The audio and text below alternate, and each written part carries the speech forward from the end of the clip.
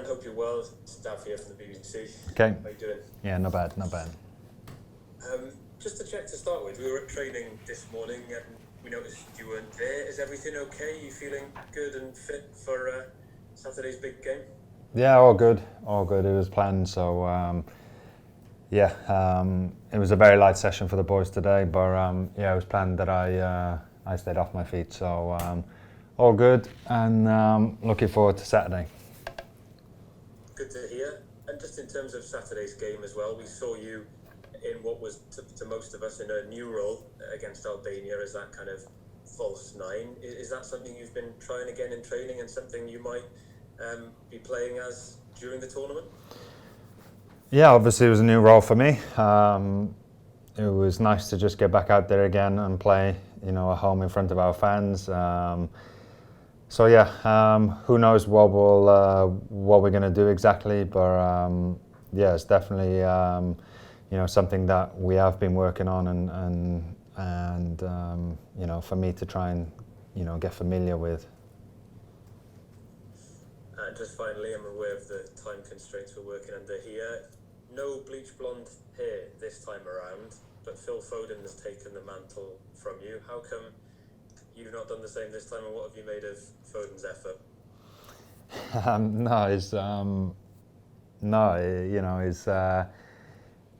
It hasn't been so easy this time because of all the COVID restrictions and stuff like that. So getting a hairdresser into dye and stuff like that, it was a bit more difficult than it was a few years back. So fair play, to the players that have done it, and whatever floats their boat, if you like. Nice one, thanks, Aaron. Thank you. Thanks, Michelle Owen. Hey, Aaron. Hello. Hiya.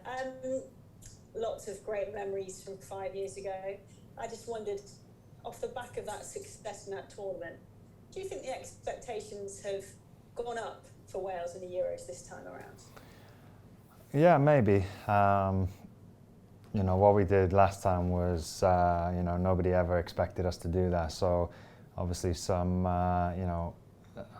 people, might be expecting, a similar sort of thing again. So we know that we've got a lot of players who haven't experienced this before, new setup and things like that. So yeah, we have expectations on ourselves, but we'll just take it one game at a time and see if we can recreate something similar. What's the blend like this time around compared to 5 years ago? 12 players, 23 and under. You're one of the more experienced this time around. What's the dynamic like in the group? No, I think what we've done, we've tried to keep the same spirit there, the same,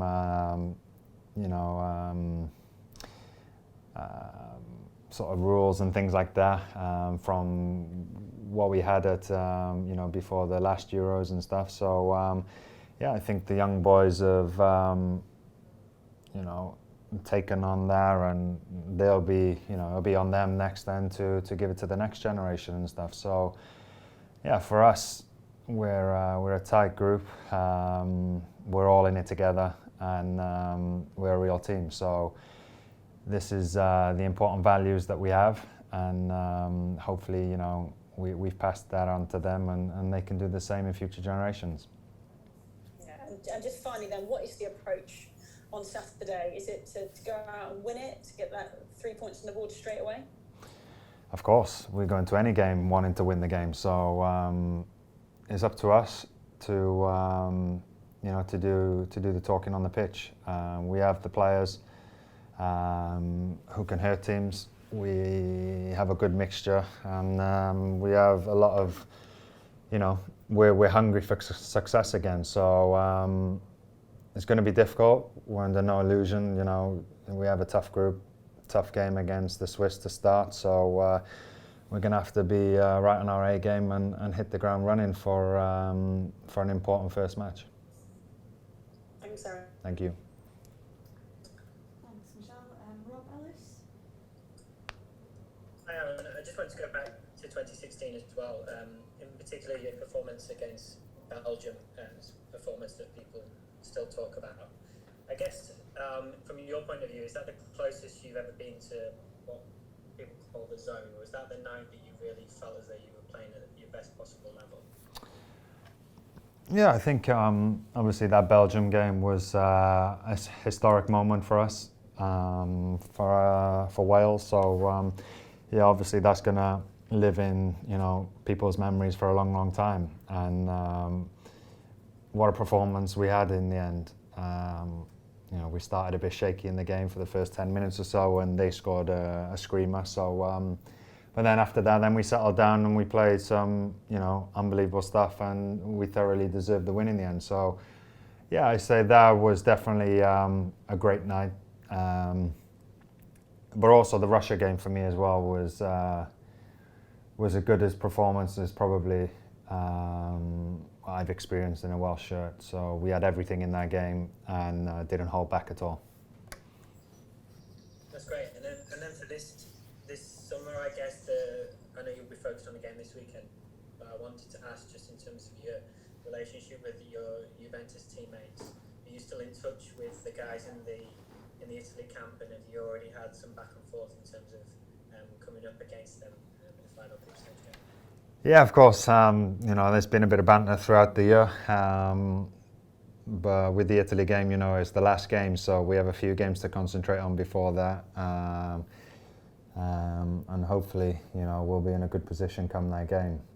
I've got another teammate in Turkey, Demiral, and obviously I played with Granit Xhaka for many years as well at Arsenal. So I know some of these players playing for these teams, and it's going to be interesting to see what happens. And just finally, I know this is the first time you've been back in a camp with Gareth Bale. He ended the season very strongly for Tottenham. Where do you see Gareth in terms of his fitness and how important he's going to be this weekend? Yeah, I don't know. I think he's feeling good. He's a very important player for us.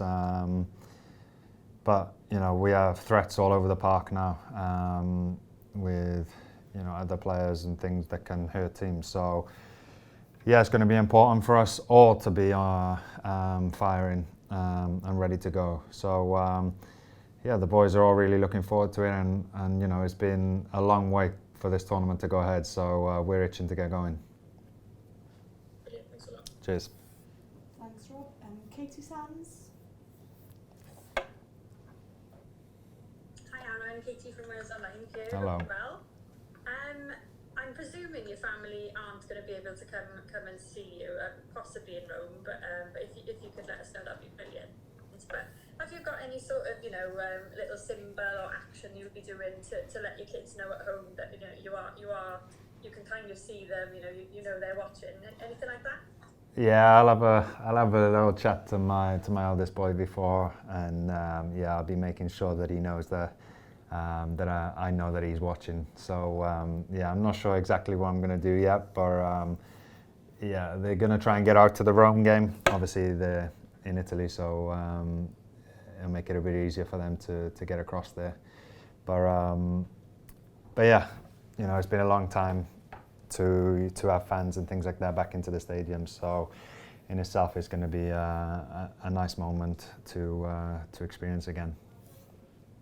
And the Welsh players' families were such a big part of Euro 2016. How different is it going to be for all the squad now? And what sort of, if your family are in Rome, can you even see them? What sort of rules will be in place? Yeah, I think that's going to be the difficult part. Obviously with in France, when after games, after a couple of the wins as well, some of the families come down to the pitches, and it's always a nice moment. Obviously we spend a lot of time away from them, so it can be quite hard and challenging at times, but them moments make up for it. And I don't think we'll be able to see them after this game. Obviously we're in our tight bubble at the moment, so there won't be any risks taken, but it'll be nice to just see them there and to play in front of them again. Great, thank you and good luck. Thank you. Thanks, Katie. Getting twos.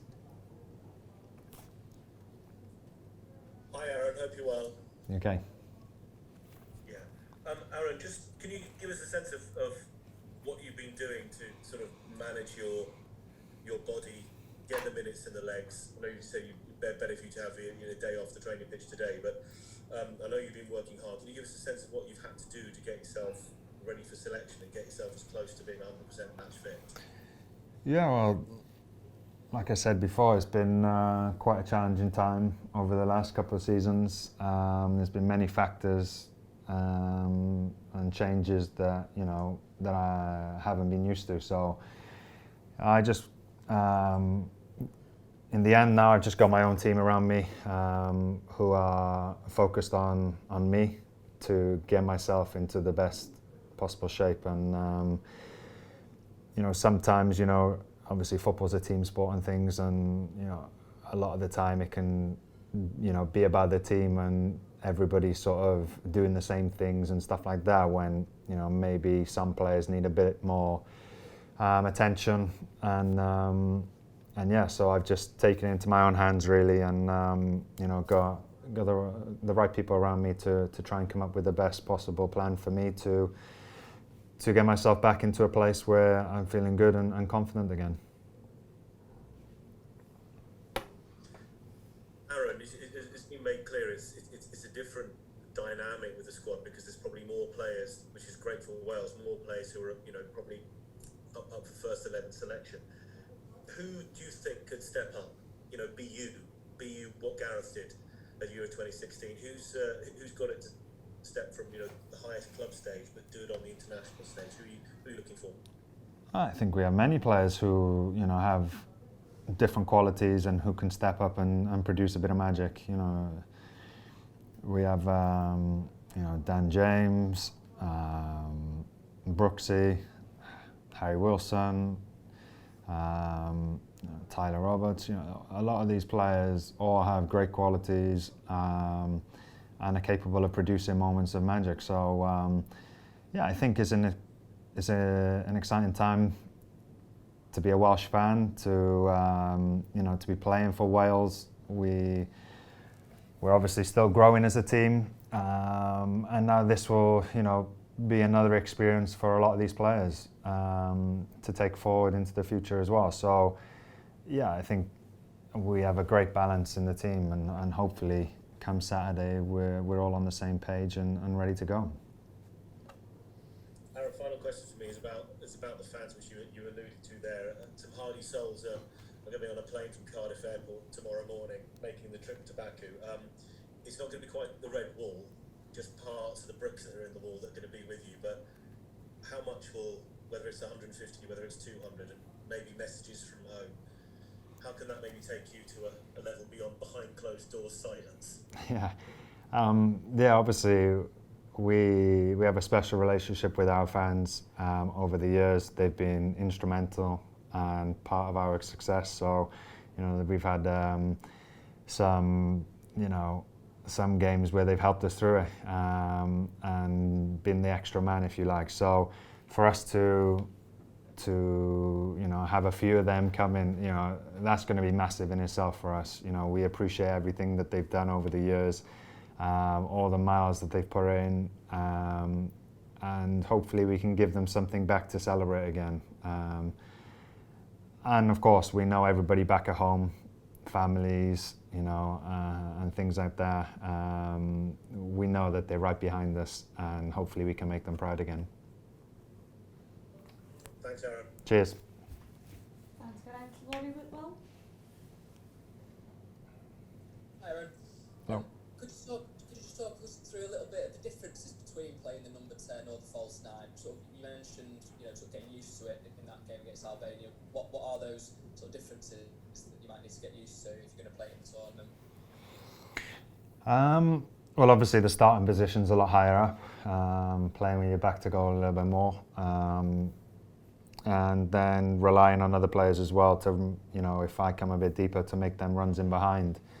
So there's a lot different. I know some teams in the Premier League this season have had a lot of success from doing that, and if done correctly, it can be effective. But I'm not sure exactly what route we're going to go down. But you know, it's something that we've put into practice and an option there for us. So we'll see. I think Chris Coleman, basically, the structure that he implemented was to get the best out of you and Gareth to platoon number 10 central to it. How much dialogue do you have with, you know, how much dialogue did you have with Chris and then with Rob in terms of your position? You know, is it a two-way thing in terms of ways that you can be most effective?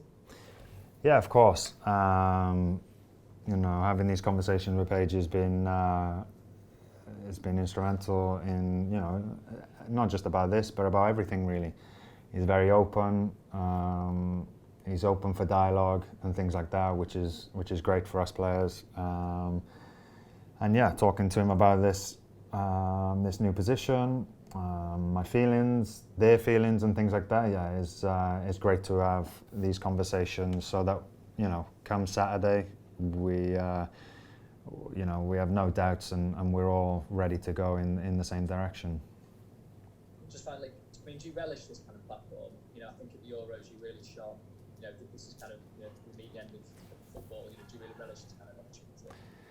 Yeah, of course. You know, these opportunities don't come around very often, so you've got to be prepared and you know, make the most of them. So for me again, is to try and perform my absolute best and help my team as much as I can.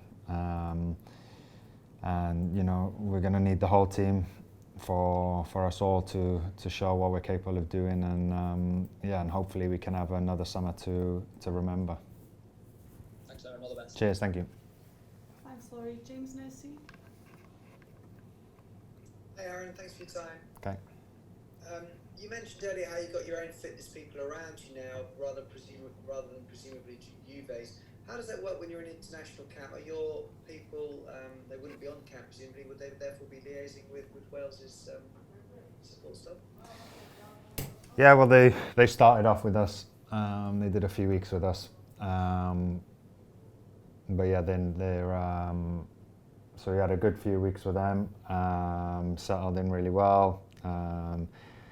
Again, the Welsh staff, medical team, and they've been brilliant, being open for discussions and things like that. And like I said before, it's so important to all be on the same page. So yeah, for them now, you know, I know a lot of the Welsh staff as well, for a long, long time, from Arsenal days as well. There's a few of them, so they understand me. They know my body, and know what I need. So yeah, hopefully we can all play a part to try and you know, get myself in the best place. And can I just touch on something Daft asked you, as daft as it sounds, going back to the peroxide hair which you had for the Euros. I mean, when you rocked that style, was that a sign of your confidence on and off the pitch? Are you still the same player, even though you haven't got the blonde bit? Yeah, of course, I'm still the same player. The reason why is because you know, maybe I would have done it, but if there was no COVID and stuff like that, where, you know, you had to do tests and to get a hairdresser in, to get all of that. So, but for me at this time, it wasn't worth the risk to do that. So yeah, I'm still the same player, and hopefully I can show that in this tournament. Thanks for your time. Best of luck. Cheers. Thank you. Okay, Steve Cosman. Hey Aaron, you right? Yeah, I'm good. Thanks. Yourself? Good. Yeah, not bad, thank you. I thought it was really interesting what you were saying before about growth and Wales growing as a team. I just wonder if that's personal as well, because, you know, we all know you've had some injury problems, but you've also since 2016 won an FA Cup and a Serie A title and a Coppa Italia title. So have you had, you know, growth, personal growth, or growth as a player since then too? Yeah, of course. In terms of winning things, yeah, I have. I've had a bit of success. I said before last week that, yeah, it's been a frustrating few years for me though. But no, in general, for Wales, it's so important that we qualified for another European Championship to keep the momentum going. You know, we hadn't qualified for a championship before France, and now to do it back to back, that's a massive achievement in itself. But it's always about now trying to look forward and keep progressing as a nation on and off the pitch. So for a lot of these youngsters now coming through, to experience this is going to be great for them, and hopefully it can be really successful and to inspire another generation of young players. I know success is, it's all about surrounding yourself with the right people, and I'm told that for you that means Chris Gunter's got to be your roommate. That's guaranteed. So, is it true that to make that happen in France, you slept on a sofa bed in his room? And what are the living arrangements like this time? Yeah, I said before, yeah, he drew the short straw there that trip, that's for sure. But no, it was all worth it in the end. Yeah, obviously this time is a bit different again because COVID, and we're all sort of tucked away in our own rooms and things like that. So, but no, it's massive, especially for us as a nation. We're not the biggest squads in the world, and we are what we are. So we have to be together. We have to fight for every ball together. We have to, do all of these things, all of these old cliches that will give us that extra bit. And our slogan was always, together stronger sort of thing. So for us, that is huge. And hopefully we can take that into this tournament as well. I know us more experienced players who have done this, for a number of years now, trying to implement that as well to the younger boys. And to be fair, they're taking it in their strides as well. No fear, team ethic and stuff like that. So it's all going to be so important come Saturday. And last one from me, you talk about that history. You're 30 now. When you were 20, Wales weren't even in the top 100 in the FIFA ranking. So, yeah. I mean, the journey you guys have been on, what's the biggest difference you can think of with Wales from your first cap to now? Oh, yeah, we're a million miles away and probably would never dream of this. Even though we knew we had good players for Wales, we come through the 21s and things like that, and we knew we had players who are capable of, producing and helping the national team qualify for something in the end. But from them days, it seemed a million miles away. So, when Gary Speed came in, everything changed, I think, from, off the pitch, sports science, nutrition, the food, everything like that was put in place for us to, to go to the next step. And then, yeah, that was the target then when he came in to qualify. So, yeah, I think that was the biggest thing, was that he put everything in place for us to then be able to express ourselves and grow as a nation.